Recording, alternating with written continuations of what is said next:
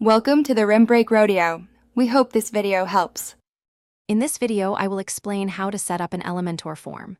First, open your Elementor editor and locate the form widget. Simply drag and drop it onto your page canvas. This immediately generates a default contact form, typically including fields for name, email, and a message.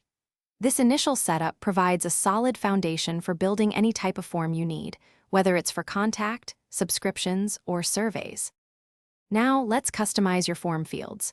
You can easily add new fields by clicking Add Item in the Content tab.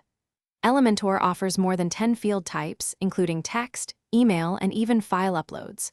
For each field, you can set a clear label, a helpful placeholder, and decide if it's a required entry.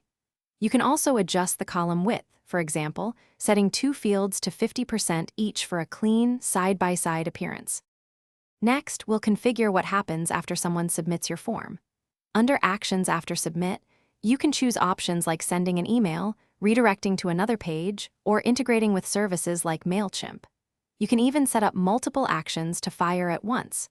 Don't forget to customize the messages users see, such as a success, message, or an alert for a required field.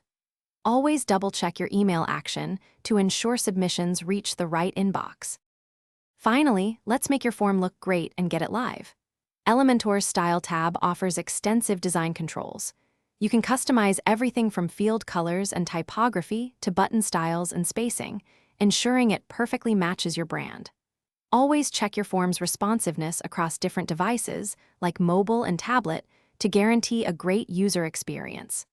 Once you are satisfied, simply save your page and publish it to make your new, fully functional form available on your website. Thanks for watching. Consider subscribing if we helped you.